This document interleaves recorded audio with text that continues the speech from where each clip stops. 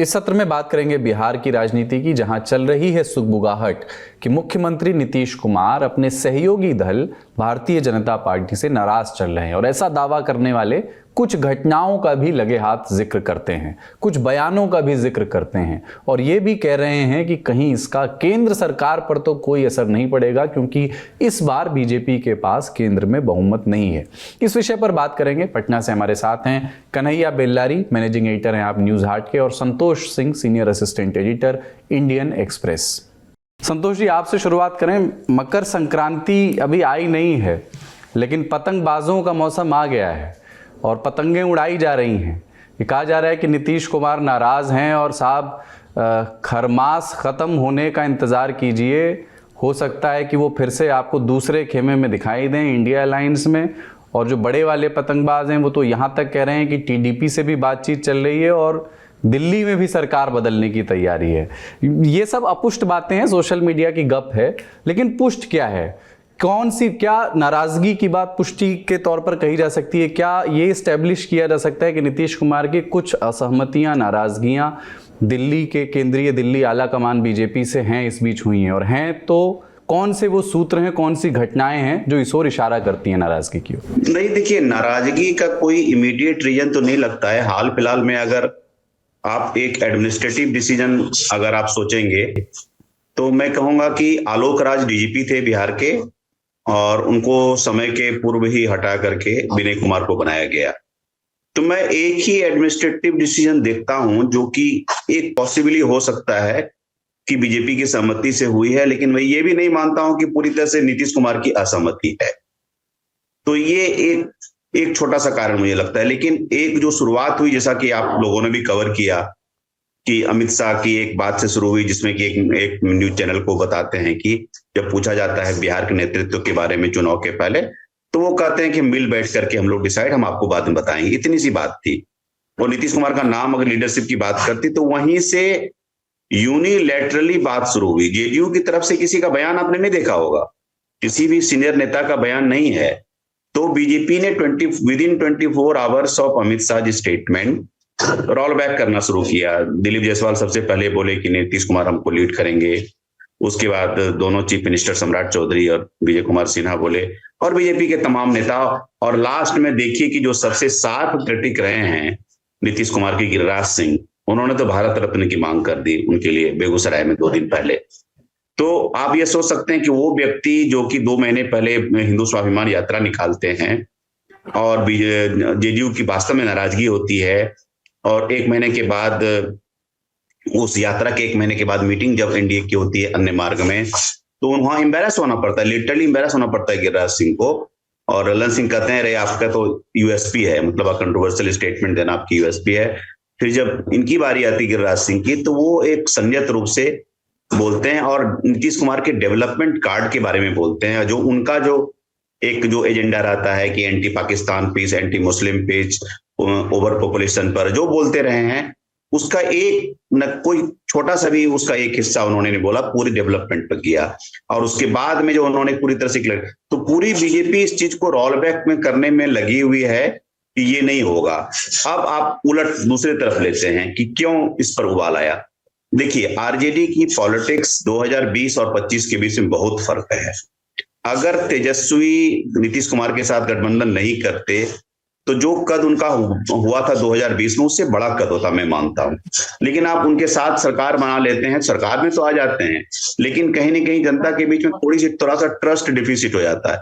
और उससे बड़ी बात है, जो 10 लाख जॉब का जो उन्होंने रखा था 2020 में, और काफी चला था, ऑलमोस्ट उनको 110 सीटें ग्रैंड अलायंस को आ जाती है, 12 सीट से वो रह जाते हैं सरकार बनाने में। वो उनका बेस्ट चांस था चीफ मिनिस्टर बनने का। तो वो उसके बाद उस एजेंडा को किस प्रकार से एनडीए ने, खास करके नीतीश कुमार ने हाईजैक किया। अभी कल ही परसों के स्टेटमेंट मैंने देखा कि वो कह रहे हैं कि 3 लाख नौकरी देंगे प्रगति यात्रा में अगले साल हम। तो और अभी का अगर 2 महीने का एडवर्टीजमेंट स्कैन कर लेंगे आप मुख्य अखबारों का यहाँ का, तो अगर 500-700 भी नौकरियां बांटी जा रही है तो नीतीश कुमार के नाम पर एक पेज पूरे पेज का एडवर्टीजमेंट छप रहा है। तो उस पूरे एजेंडे को जो तेजस्वी ने शुरुआत की थी, वास्तव में तेजस्वी ने शुरुआत की थी, उसको कंप्लीटली एनडीए ने, नीतीश कुमार ने उसको हाईजैक कर लिया है। तो अभी इस बार का मुद्दा क्या रहेगा? इस बार तो वो ट्राई कर रहे हैं कि क्या मुद्दा रहेगा। कहेंगे मां बहन के लिए योजना होना चाहिए, कभी कहेंगे कि 300 मेगावाट बिजली फ्री दें, तो ये इस तरह की बातें कर रही हैं अभी, लेकिन वो क्लैरिटी नहीं आ रही है। जो एक क्राउड का ट्रैक्शन मिला था 10 लाख वाले जॉब से, वो मुझे इस बार होता हुआ दिखाई नहीं दे रहा है। तो इनकी पॉलिटिक्स अब कस पर आ गई है, मोर सो बिकॉज की एक नए प्लेयर प्रशांत किशोर आ रहे हैं। कितनी सीटें जीतेंगे वो अलग बात है, लेकिन कितनी सीटें हरवा सकते हैं ये बहुत बड़ी इंपॉर्टेंट है। और आपने देखा बाईपोल में, रिसेंट बाईपोल्स में 3 सीटें इनकी थी।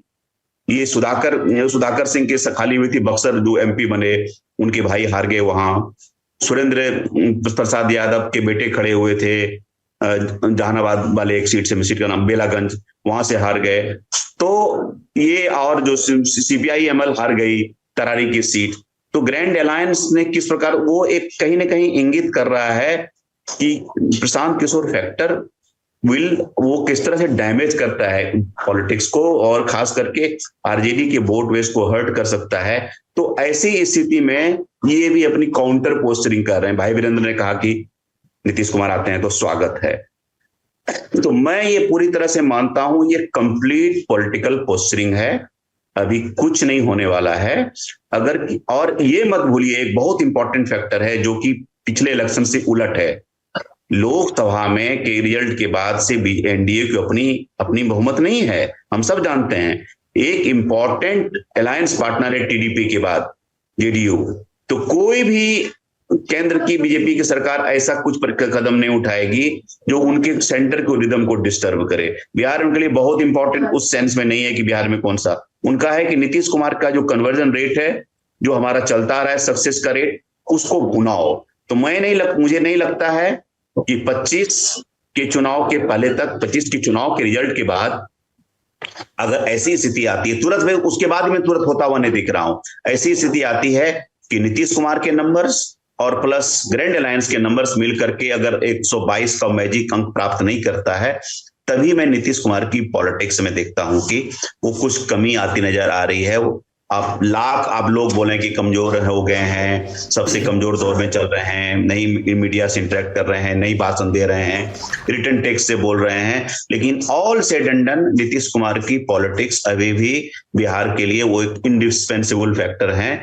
25 के चुनाव तक तो मैं कुछ होता हुआ बिहार में नहीं दिख रहा हूं। जी कुलदीप, आपने शब्द इस्तेमाल किया रोल बैक ना, कई लोग उसको डैमेज कंट्रोल कह रहे हैं कि नाराजगी थी, इसलिए इतने कम अंतराल में, 2 दिनों के अंतराल में भारतीय जनता पार्टी की स्थानीय लीडरशिप की ओर से ऐसे बयान उनसे दिलवाए गए या उन्होंने दिए जो नीतीश की प्रशंसा में थे।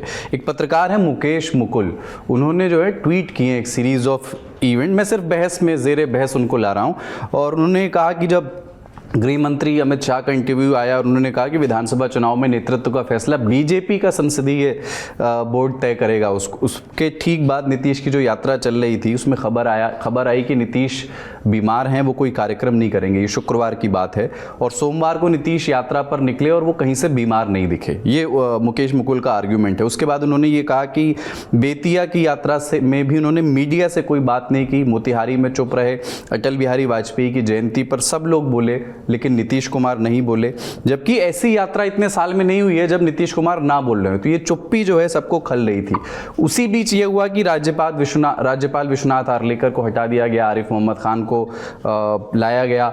इन दोनों घटनाओं के साथ एक तीसरी और चौथी घटना भी हुई जिसने नीतीश की नाराजगी की खबरों को हवा दी। हुआ ये कि पटना में अटल जयंती का सरकारी कार्यक्रम था, नीतीश के बगल में सम्राट चौधरी की कुर्सी थी और फिर उसके बाद विजय चौधरी थे। नीतीश के दूसरे तरफ की कुर्सी बहुत देर तक खाली थी। एएनआई के कैमरे में जो वीडियो पर कैद हुआ उसमें नीतीश खाली वाली कुर्सी की दिशा में पूरे टाइम देखते रहे। एक बार वो विजय चौधरी को कुछ कहते हुए नजर आए। जो वीडियो आया उसमें सम्राट चौधरी के चेहरे पर बहुत उत्साह नहीं दिखा। तो ये रीडिंग बिटवीन द लाइंस है, बॉडी लैंग्वेज और इसके पहले के बयान और घटनाओं के आधार पर ये अंदाज़ा लगाने की कोशिश कि नीतीश किसी बात से तो नाराज़ हैं। और उसके ही ठीक बाद ये हुआ कि किसी ने कहा कि साहब सुशासन के प्रतीक हैं, आपने 2 बयानों का जिक्र किया, गिरिराज सिंह ने भारत रत्न की मांग कर दी। तो ये जो रीडिंग बिटवीन द लाइंस है, जो शारीरिक भाषा की व्याख्या है, इसमें कुछ दम देखते हैं आप? मैं इसको पॉलिटिकल पोस्टरिंग का ही पार्ट मांगता हूं। नीतीश कुमार को कि ट्विन ट्रैक पॉलिटिक्स के मास्टर हैं, आज से नहीं। क्योंकि देखिए, वो मैं बराबर बोलता हूं, एक तत्व इस्तेमाल करता हूं कि बिहार की राजनीति के उभयनिष्ठ तत्व हैं, इधर भी जा सकते हैं उधर भी जा सकते हैं, वही उनकी यूएसपी है। उसको आप जो भी कहिए, उनकी व्यवहारिक पॉलिटिक्स कहिए, आप जिस जिस नाम से बहुत लोग नाम से इंटरप्रेट करते हैं, ठीक है। वो उनका नहीं बोलना, नहीं बयान देना और पब्लिक मंच पर डिप्टी सीएम से बात नहीं करना, ऑफ कोर्स मैसेजिंग है। और लेकिन जेडीयू की तरफ से कोई बयान नहीं आया है। लेकिन ये नीतीश कुमार के बॉडी लैंग्वेज के थ्रू वो जो कहना चाह रहे थे वो उन्होंने कहा। और एक और घटना मैं का जिक्र करूंगा कि अटल जी वाली फंक्शन ने, जिस फंक्शन को अश्विनी कुमार चौबे ने किया था, देवी सिंगर हैं भोजपुरी की और लोग गीत गाती हैं, वो ईश्वर अल्लाह तेरो नाम को लेकर के जो कंट्रोवर्सी होगी, जो विरोध हुआ, क्योंकि आयोजन किया था उसमें मुख्य सूत्रधार पूर्व केंद्रीय मंत्री अश्विनी कुमार चौबे ही थे।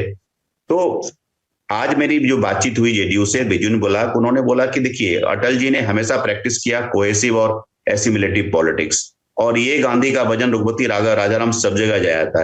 तो Gandhian socialism इनविसाज्ड bye Atal Bihari Vajpayee, उसको फॉलो करना चाहिए हमारे बीजेपी को। ये बीजेपी का, ये जेडीयू का आज का मैसेज है कि ये, तो वो मैसेजिंग जो वो कंटिन्यू हो रहा है अमित शाह जी के बयान के बाद, वो कंटिन्यू है। और बीजेपी इस चीज को डैमेज कंट्रोल में लगी हुई है। और फिर भी मैं ये नहीं देख रहा हूं कि कोई बैक चैनल खुले हुए हैं, कॉजिंग अप हो रहा है, कोई किसी के संपर्क में है। ये सिर्फ कंफ्यूज करने के लिए, फिर भी मैं दोहराऊंगा कि चूंकि तेजस्वी की पॉलिटिक्स अभी फंसी हुई है, तो इस तरह के बयान, ये कहना कि ये नेता को संपर्क में है, 2 नेता दिल्ली से, 2 नेता पटना से, ये थोड़ा सा कंफ्यूजन क्रिएट करो, थोड़ी सी इस पर बातचीत हो गई तो उसको उलझाने की बात है। जेडीयू की तरफ से एक साइलेंट, जैसे आपने किया, बॉडी लैंग्वेज की पोस्टरिंग चल रही है, जिसके वो माहिर खिलाड़ी रहे इतने सालों तक। और यही पॉलिटिक्स, चूंकि ट्राइपोलर पॉलिटिक्स रही है। और नीतीश कुमार की पॉलिटिक्स आपने देखा, जब नंबर 1 की पार्टी थी 2010 में, तब मुख्यमंत्री थे। 2015 में नंबर 2 की पार्टी, तब मुख्यमंत्री। 43 सीट लेकर नंबर 3 की पार्टी, तब मुख्यमंत्री। ये दिखाता है नीतीश कुमार की अपरिहार्यता बिहार की पॉलिटिक्स में। और तो अभी जो पॉलिटिक्स की एज ऑफ नाउ है, जेडीयू एज पार्टी और उनके साथ जो इनका कन्वर्जन रेट है, वो जानते हैं कि ये इसको डिस्टर्ब नहीं करना, इस सोशल कम्युनिकेशन को, जिसमें चिराग भी हैं और हिंदुस्तानी अवाम मोर्चा भी, सेकुलर भी है, ये सब, उपेंद्र कुशवाहा भी हैं, ये सब मिलाकर के एक विनिंग, एक फॉर्मिडेबल कॉम्बिनेशन है। उसको किसी तरह से अभी डिस्टर्ब करने की स्थिति में बीजेपी नहीं लग रही है। अब अमित शाह का जो बयान था, उसको कैसे इंटरप्रेट किया गया, उसको दूसरी तरह से कहा जा सकता था। हो सकता है ये सारी बातें नहीं हुई और उन्होंने प्रगति यात्रा निकाली। लेकिन देखिए, एनडीए ने जनवरी 15 से 22 तक का कार्यक्रम घोषित कर दिया है, ज्वाइंट कार्यक्रम। तो बीजेपी कितना प्रेम्प्ट कर रही है चीजों को कि जल्दी से ये सारी चीजें खत्म हो। तो मुझे लगता है कुछ दिन ये चलेगा पोस्टरिंग, अब उसके बाद मुझे लगता है सबसाइड हो जाएगा। कन्हैया जी, सिर्फ अमित शाह का ही बयान नहीं, उप मुख्यमंत्री विजय सिन्हा ने भी बयान दिया अटल जयंती के मौके पर कि अटल बिहारी वाजपेयी को सच्ची श्रद्धांजलि तब होगी जब बिहार में भारतीय जनता पार्टी की पूर्ण बहुमत वाली सरकार बनेगी, जिसको बहुत अलायंस भावना, गठबंधन भावना के हिसाब से इंटरप्रेट नहीं किया गया कि जेडीयू को किनारे करके ये बात कही गई। उसके बाद विजय सिन्हा ने एक तरह से स्पष्टीकरण भी दिया या बाद में नीतीश कुमार की प्रशंसा भी की। पर ये जो नाराजगी की खबरें हैं, आपको भीतर की खबरें मालूम रहती है, आप इनको कितनी गंभीरता से ले रहे हैं? देखिए, नाराजगी तो है, इसमें कोई शक नहीं है, नाराजगी है। क्योंकि अमित शाह का जो बयान आया था, संसदीय बोर्ड तय करेगी, और उसके बाद फिर अंबेडकर को लेकर के जो पार्लियामेंट में अमित शाह जी ने दिया बयान, उसके बाद जो है नीतीश असहज हैं। और लेकिन वो तो बोलते नहीं हैं, वो तो कुछ बयान भी नहीं देंगे, दिलवाते हैं। तो जो भी आप देख रहे हैं, लोग दे रहे हैं। आपने देखा, इसको समझिए कि जब वो बयान आया था, ये मीडिया ने इसको पकड़ा, तो फिर आप देखे होंगे यहाँ जेडीयू की तरफ से ट्विटर हैंडल पर उनका जो है एक्स है या सोशल मीडिया पर नीतीश जरूरी है, बिहार में नीतीश जरूर, कुछ इस तरह का आया था, केवल नीतीश का ही था, समझिए। दो दिन 3 दिन के बाद, 2 दिन के बाद फिर जो है मोदी जी और नीतीश के साथ आया। तो ये प्रकटीकरण था उसका, बता रहे थे कि हम लोग नाराज हैं वो दोनों बयान से। लेकिन तब है, जैसे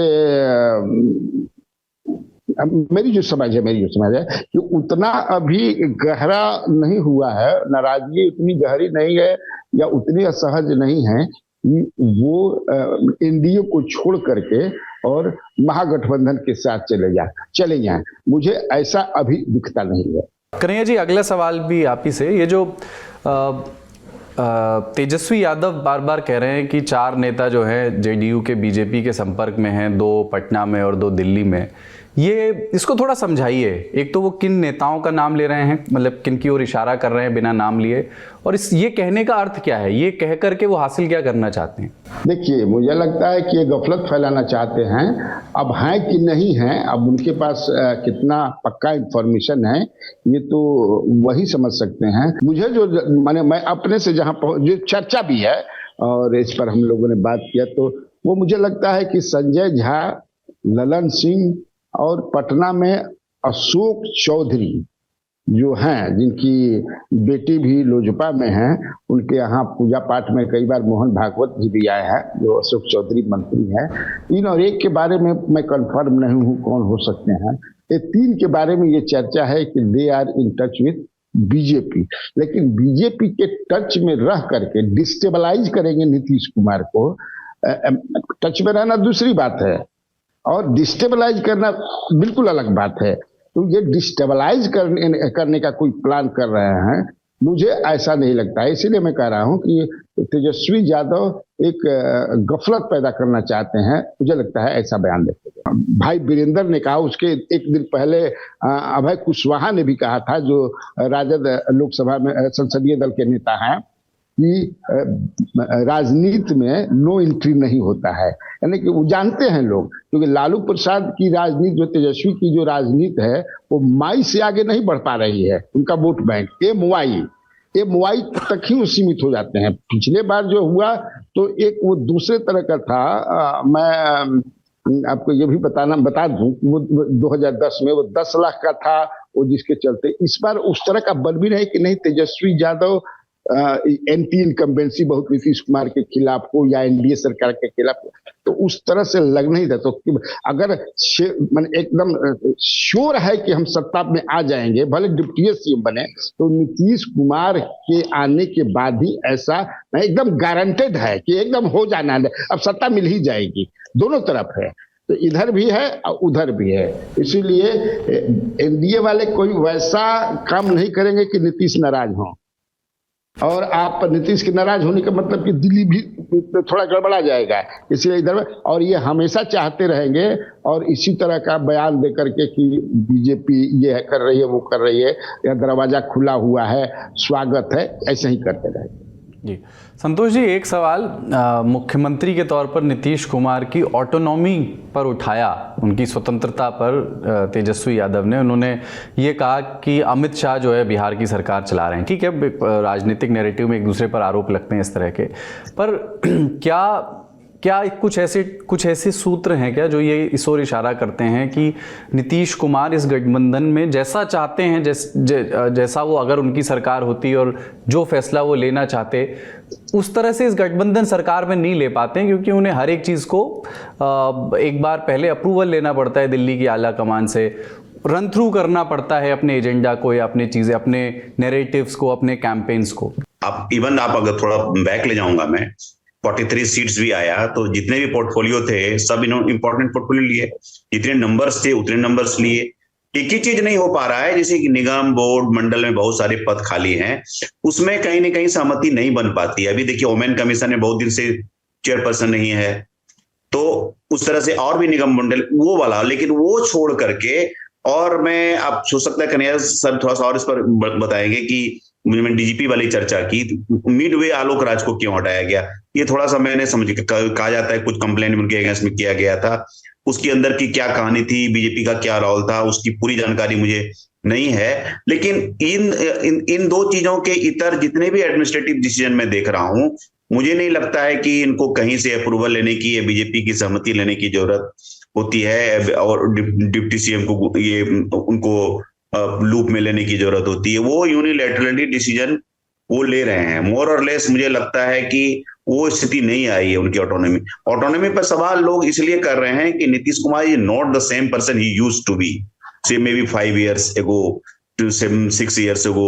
जिस प्रकार वो बोलते थे, असर्ट करते थे, वो उनको अब उस स्वास्थ्य का इशू है। लेकिन उसके बावजूद भी देखिए कि किस प्रकार से वो इंपॉर्टेंट प्लेयर बने हुए हैं स्टिल, जबकि वो नहीं बोल रहे हैं, वो रिटन टेक्स्ट से बोल रहे हैं।